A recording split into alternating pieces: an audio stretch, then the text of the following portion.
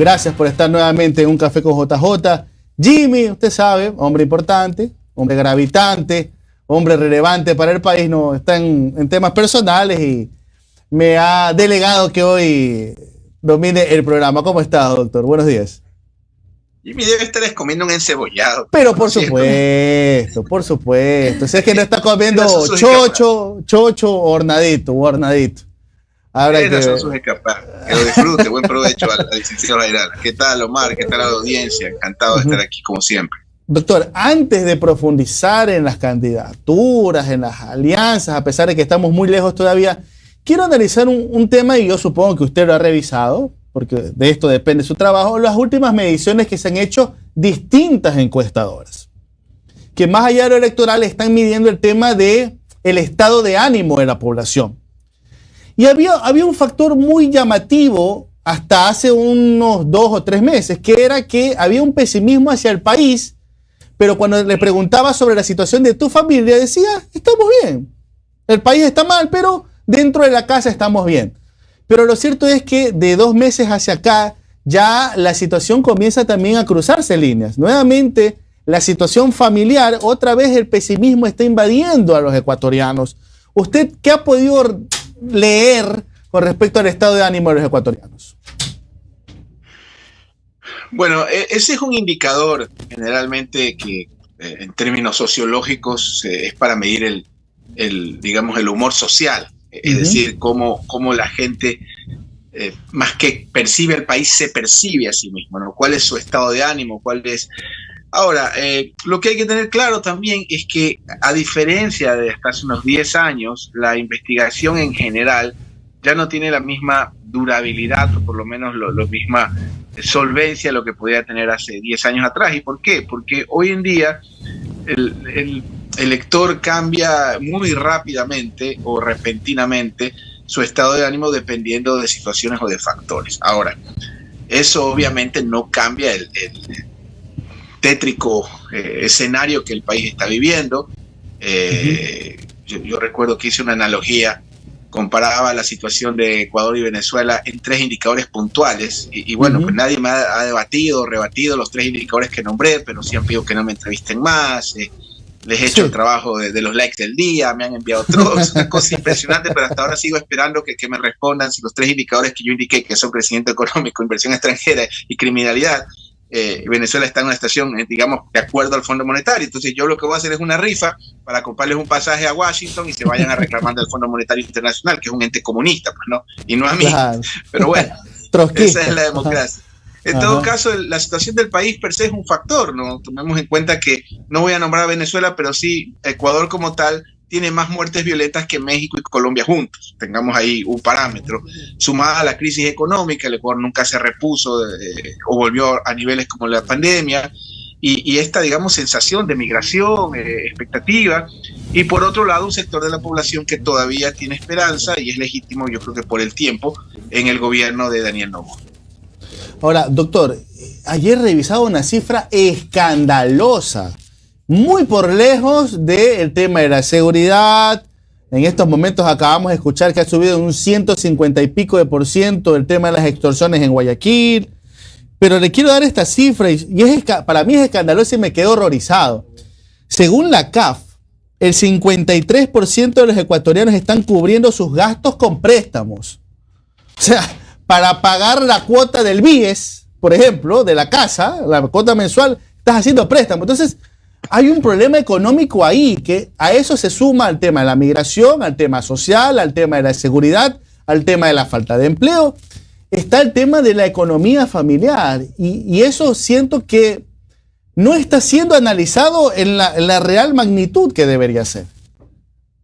Vea, Omar, tenemos que agradecer esta situación de seguridad, tenemos que agradecer que la clase media esté destruida porque es el costo de que no seamos Venezuela, así que tenemos que ser gratos y agradecer por esa situación que estamos viviendo. Y el que dice lo contrario no lo entreviste, le ruego. Sí, mire, sí. Así de chiflada está la opinión pública y bueno, al final también, ¿quién puede esperar de influencers y de trolls un razonamiento más allá crítico? Verá, esto es simple. Uno de los grandes problemas de este tipo de gobiernos, generalmente aperturistas, es la destrucción masiva de las clases medias. generalmente suelen ser las grandes víctimas. Viene el caso de Argentina, de Brasil, es el corsi y recorsi de la historia. Ya ha pasado, lo hizo Menem en su momento, lo está haciendo Milei y lo han hecho aquí en el Ecuador. La clase media en nuestro país está liquidada e ilíquida. ¿Por qué es una clase media? Digamos, porque las sociedades, digamos, no voy a decir civilizadas, pero exitosas, generalmente potencian a las clases medias. Pero aquí usted tiene una clase media que paga IVA, que paga impuesto a la renta, que paga IES, que paga seguridad privada, y eso le hablo formalmente hablando. Si te viera la cantidad de emprendimientos que están cerrados. Yo le cuento mi caso personal, por ejemplo, porque veía ahí otro influencer que veo que ha sido, yo pensé que era falso eso de que trabajaba en un banco, pero veo que ha sido analista de crédito, porque dijo públicamente cuáles son mis ingresos y proyección. Caramba. Bueno, yo por ejemplo fui víctima, digamos, si usted se pone a revisar en el año 2022, le hablo en mi caso personal, nosotros como familia tuvimos que sacar un crédito para pagar impuesto a la renta. Esa fue una de las contradicciones de Lazo, pues, ¿no? No sé si te recuerda el 22 que nos reventaron con el impuesto a la renta, el 23 como que recularon, nos dijeron que iban a hacer un cambio, y lo que hicieron fue volver al anterior con un par de retoques. Entonces, las clases medias son las grandes perjudicadas, digamos, de este tipo de gobiernos. Y en el caso nuestro, recordemos que el país no retoma los niveles de la pandemia. No. Ese creo que es el primer paso. Y segundo, efectivamente, si los sectores populares son extorsionados y perseguidos por la informalidad, los chulcos, digamos, informales, violentos, las vacunas, los grandes sectores de clase media, digamos, son, en este caso, están a expensas, digamos, no voy a decir de extorsiones, no, pero sí de la banca, digamos, estamos en manos de la banca, de una banca, por ejemplo, que cobra de las tasas de interés más altas del mundo dolarizado. De eso no se habla. Correa lo permitió durante 10 años, se mantuvo con Lazo, o sea, se mantiene. Yo escuché al presidente Noboa en su campaña que hablaba de este gran problema. Las clases medias están sujetas y son prácticamente, digamos, rehenes de las instituciones financieras, porque no hay un control, digamos, para poder, básicamente, porque vea, en cualquier lugar del planeta, cuando hay foros sobre el Ecuador, ninguna sociedad puede avanzar con esas tasas de interés bancarias, pero nadie lo trata. Yo no creo ni siquiera que es culpa de los banqueros, sino de la misma clase política que no se sienta, o la misma sociedad. Bueno, ¿qué vamos a hacer? Si la solución es la apertura, digamos, del ingreso de la banca extranjera, que les recuerdo que se fue del país en los 80 porque no aceptaron, aquí había banca extranjera, pero la securitización de la deuda que hizo el gobierno de Maguad, uno de los grandes, perdón, de su mentor, de Hurtado, uno de los grandes desfalcos de la historia, hizo que la banca extranjera se vaya. No es que la banca extranjera, porque aquí es hasta chistoso, ¿no? Y aquí usted, por decir datos, repentinamente es correísta, socio de la mafia, asalariado. Claro. Pero si usted se pone a analizar los datos, el riesgo país más bajo de la historia, o por lo menos cuando entregó el gobierno del señor Correa, era de 700 puntos, y en algún momento estuvo en 300, el más bajo de la historia. Entonces, como que yo no entiendo esa parte que los organismos de crédito se ponen nerviosos porque puede regresar el que la tuvo más bajo versus el que está presente, que es el más alto. Entonces, para los efectos, la banca extranjera tendría que ingresar al país, y ese es un debate que tenemos que tener precisamente para desahogar esa clase media que paga tasas, pero ridículamente altas. Y ni le digo esto no solo es en consumo, que bueno, podemos decir ya en consumo, en materia de consumo, las tasas son altas en cualquier lugar del mundo, pero hablemos de los créditos hipotecarios. Le añado a esa tragedia de la clase media pagar la tasa hipotecaria más alta del planeta, que bordea el 11-12%. Estimado Osvaldo, Camila Piedrahita te saluda, muy buenos días. Yo quisiera hablar acerca del voto joven. Vimos en las elecciones pasadas que el voto joven era destinado para el presidente Daniel, bueno, en ese entonces candidato, ahora presidente Daniel Noboa, porque él apareció con una imagen no política. A lo mejor al día de hoy para el tablero electoral le serviría a la izquierda tal vez un candidato que no sea tan político, que no vaya en el político convencional. Buenos días, señorita, no tenía el gusto de conocerla, me alegro que tengamos voces, digamos, de mujeres en la política. Necesitamos llenar la política, la opinión de mujeres, porque cuando las mujeres llevan la conducción de las cosas, creo que las cosas salen mejor. Así y lo digo con conocimiento de causa. A ver, yo creo que hay varias lecturas. Noboa es un cóctel de muchas cosas, y esto con Omar alguna vez lo discutimos en estos micrófonos y con varios espacios. Noboa no es que no era joven, pero no es tan aparecido, tan outsider como lo pintan. Número uno, Noboa es un apellido que ya estaba casi 40 años en la papeleta electoral. Recordemos el camino que forjó su padre, y podría incluso nombrar a un extraordinario hombre de todos los tiempos, que fue su abuelo, un genio, el don Luis Noboa Naranjo, que empezó, digamos, esta cercanía, digamos, desde la construcción de poder empresarial. luego su padre, que estuvo prácticamente casi toda la última etapa del siglo XX y parte de este como candidato presidencial, y la carrera, digamos, parlamentaria que tuvo el presidente Noboa, porque no era tan aparecido como lo pintan ni tan outsider. A eso hay que añadirle un ingrediente. Noboa supo proyectarse muy bien como lo nuevo, porque se planteó fuera de la esfera de esta lucha intestina que para mí le hace mucho daño al país, que es el correísmo y el anticorreísmo radical. Yo creo que el anticorreísmo radical se ha llevado encima al país por el odio a que no regrese el sujeto, y por otro lado el correísmo radical, por la obsesión de que regrese el personaje, nos ha llevado a esta situación, porque creo que el correísmo hoy en día es muy parecido al roldosismo, porque su agenda hoy en día es el retorno del líder a cualquier costo. Entonces, Noboa estaba fuera de esa disputa, digamos, del anticorreísmo radical y del correísmo radical, pero me parece que él decidió en algún momento determinado salir, digamos, de esa esfera, de ser lo nuevo en ese sentido, y hoy en día creo que compite, está quizás en una consigna personal de ser más anticorreísta que la señora Rom. Yo no es que increpe o critique al anticorreísmo, creo que al final terminan siendo opciones democráticas, pero Noboa se presentaba como esa alternativa a esto, y eso usted se encontraba en todos los estudios de opinión. Usted encontraba que la gente nos decía, estamos hartos de la lucha, Noboa es lo nuevo, Noboa es joven, y me parece que Noboa decidió renunciar a esa impronta, y ahora está compitiendo espacio con el señor Cucalón, está compitiendo espacio con la señora Andrea González, está compitiendo espacio con los cristianos, con toda esa esfera del centro a la derecha, cuando él me parece que representaba eso, que es lo nuevo. Ahora, Osvaldo, tú dices, se ha decidido, tomó una decisión, ¿no? Es como las decisiones de la vida, ¿no? A o B, pastilla roja, pastilla azul, decían en Matrix. ¿Por qué decide por eso? ¿Era lo más sencillo? ¿Se fue por lo más fácil que mantenerse en el centro, alejado de los extremos? Yo creo que Noboa comete un error en la consulta. Claro, esta es, y repito, es opinión. Aquí hacemos opinión. Cuando soy profesor universitario, que de hecho lo soy, ahí tengo la obligación de generar producción académica. Aquí hacemos opinión. Mire, para mí Noboa comete un error. Recordemos que el correísmo estaba total, absolutamente entregado a la agenda del gobierno. No sé si usted recuerda la votación de la ley de turismo, parecía como, faltan 9 voluntarios para ir a votar por el turismo. La ley eléctrica también. La ley eléctrica. El correísmo estaba totalmente sumido y entregado a la agenda del gobierno. Estaba fuera, es más, no estaban ni siquiera metidos de cabeza en la consulta popular. Entonces, repentinamente el presidente un día decidió, los voy a sacar del armario, digamos, los voy a desempolvar y los voy a poner a pelear, y de hecho les regala un triunfo, porque esas dos preguntas, digan lo que digan, les guste o no les guste, el correísmo terminó siendo, copropietario de ese resultado, que para mí legítimamente lo ganó Lupe, porque fue el único movimiento que se inscribió y que hizo campaña directamente y formalmente contra esas dos preguntas, que para mí creo que el pueblo no se equivocó. Pero al margen de eso, Noboa se pelea con su mayor aliado, que era el correísmo, incondicional, porque tampoco es que la contraprestación fue baja, pues. El correísmo maneja comisión de fiscalización, que es una mini fiscalía, pues, ¿no? Y en eso, bueno, los críticos, a quienes odian al correísmo, yo no odio, yo creo que el odio hace daño, el odio nos hace perder la objetividad, el odio nos hace sectarios, excluyentes, pero para aquellos que odian el correísmo creo que tienen razón en ese sentido.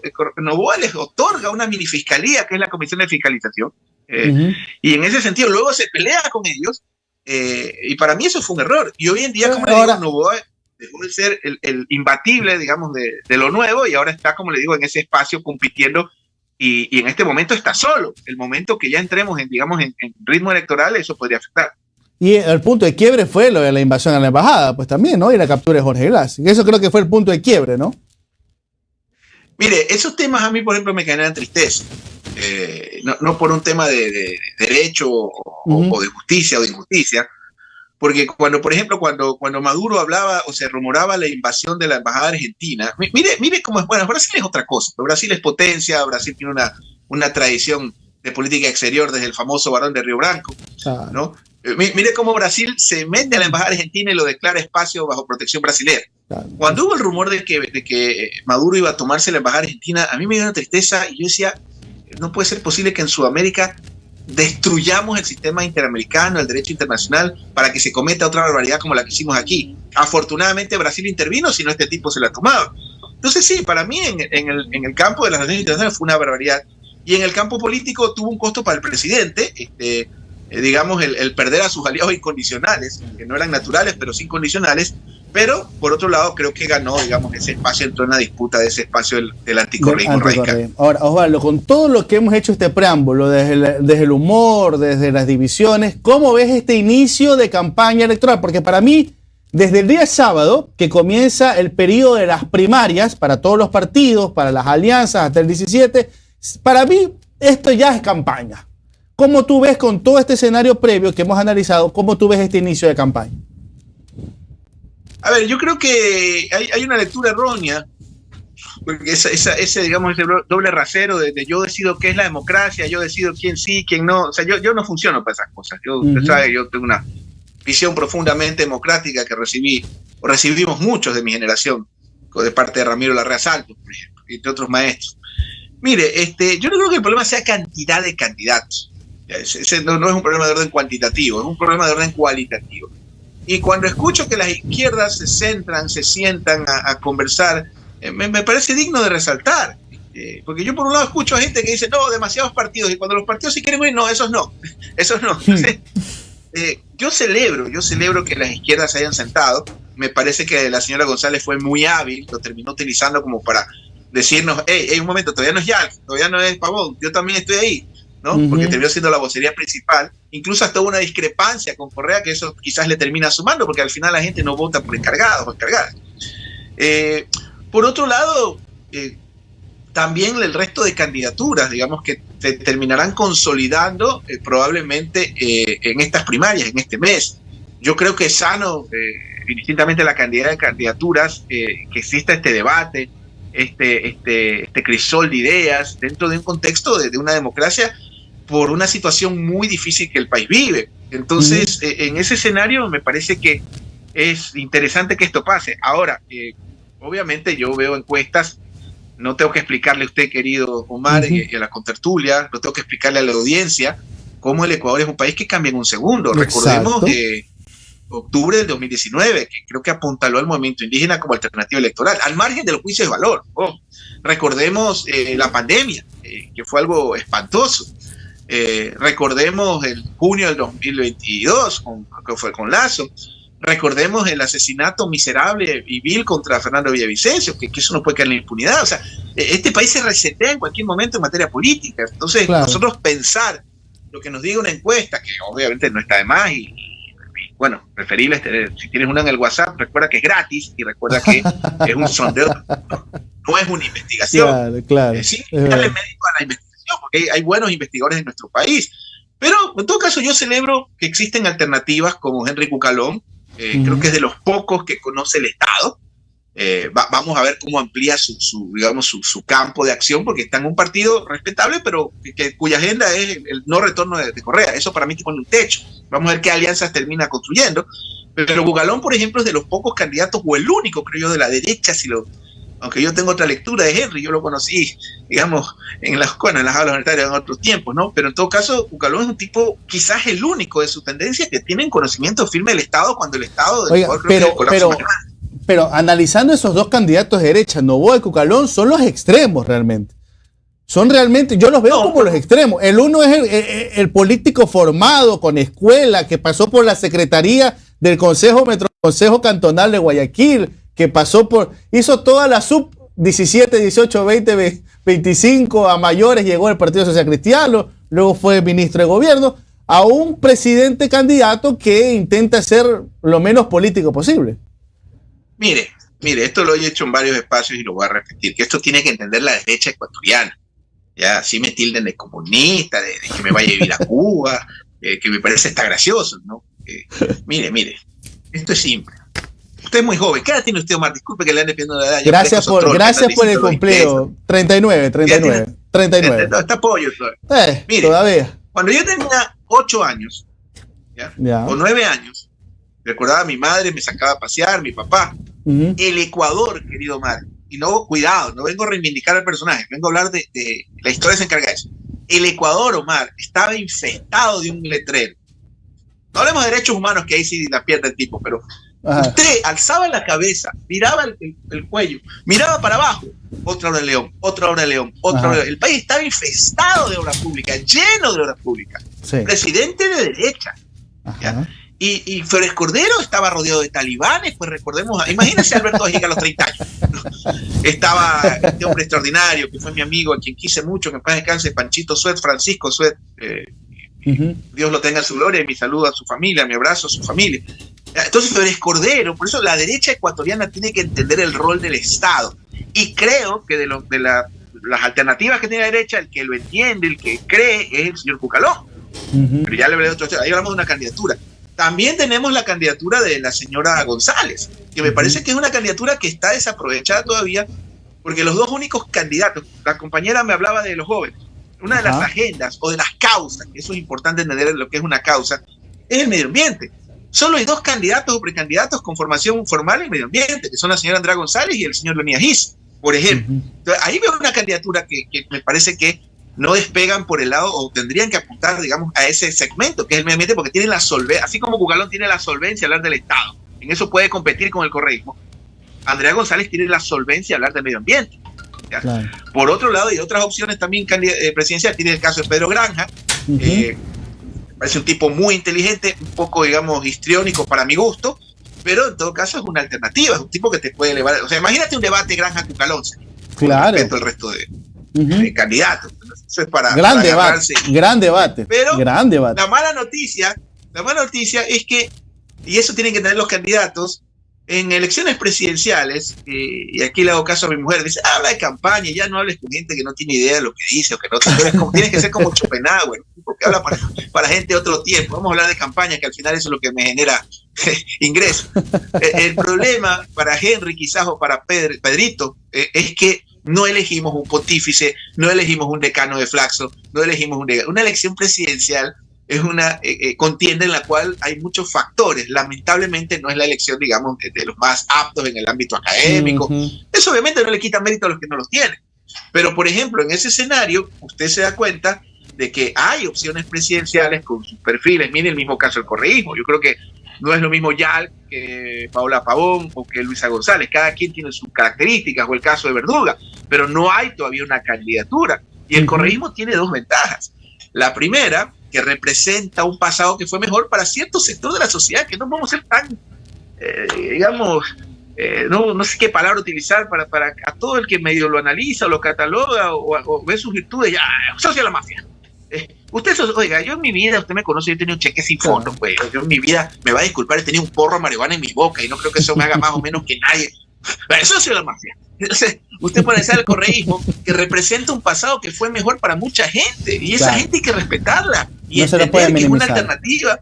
Y usted tiene que entender, y tiene que, para poder en democracia vivir los interlocutores, digamos, de democracia. El correísmo representa, y para mí la mayor virtud del correísmo es que es un movimiento que entiende y que analiza al Estado, con los defectos que también los hemos manifestado abiertamente. Vea la entrevista completa antes de que me califique asalariado, etcétera, etcétera, o de la derecha. Mañana yo recuerdo que me decían asalariado de Lazo, porque creía que Lazo se veía la vacunación. Es más, usted y yo analizábamos el éxito de la vacunación con alegría. Entonces, en ese escenario tienes ese correísmo, y por otro lado, vamos con esto, el movimiento indígena. Un movimiento indígena que, a diferencia del movimiento que encabezaba Marlon Santi o Cecilia Velázquez, este es un movimiento indígena que no se bloquea por eventualmente un acuerdo a futuro con el correísmo, o viceversa. No es lo mismo el Pachacutic de Marlon Santi que el Pachacutic de Chuluchumbi. Y otra cosa que hay que entender, nosotros analizamos los procesos políticos. A mí mis maestros me decían, de los políticos no hay que hablar bien ni mal, sino describirlos. Pero en el caso del país, nosotros los que estudiamos las ciencias sociales, al menos yo me siento como un astrónomo que está viendo con un telescopio un cometa que todo el mundo lo ve maravillado de la Tierra, pero que sabemos que va a colisionar contra la Tierra. Yo siento que si las fuerzas políticas, todos los candidatos, no hacen un espíritu de propósito por revertir esta situación nefasta, porque también hay que ser honestos, el presidente Noboa heredó este tema. Yo no cuestiono al presidente Noboa, no creo que sea responsable, sí cuestiono sus métodos, creo que debería tener un equipo mejor preparado, ¿no? Y sí hay ecuatorianos, pero ahí vienen los conceptos, ahí es donde yo envidio a los chilenos, a los españoles, cuando buscan a los mejores hombres de las contiendas y no les importa que Twitter haga berrinche, no les importan los trolls, no les importa la opinión pública, les importan los resultados. El Ecuador necesita un renunciamiento de parte de toda la clase política, porque, querido Omar, yo creo que el Ecuador está en un proceso de duranización. Lo que yo decía con dolor hace años, que ojalá nunca seamos México, por las razones que sean, el Ecuador está en un proceso de duranización. No es que Durán está siendo aislado en su situación. Al revés, el fenómeno Durán se está expandiendo a nivel nacional. Exacto. Y no podemos permitir aquello, y depende de la clase política toda. Por eso le digo a la derecha, refléjense en Flores Cordero, un hombre que creyó en el Estado. No podemos llegar con esas ideas chifladas del Estado a la mínima expresión, porque esas ideas son las que tienen al país como está. Perfecto. Osvaldo Moreno, muchísimas gracias, doctor, por su tiempo. Tenga un excelente día. Gracias por al favor, doctor muchísimas Osvaldo gracias y ya estaremos presencialmente. Gracias. Gracias. Saludos a Jimmy, buen provecho. Sí, buen provecho como siempre. Cuídense, doctor. Buenos.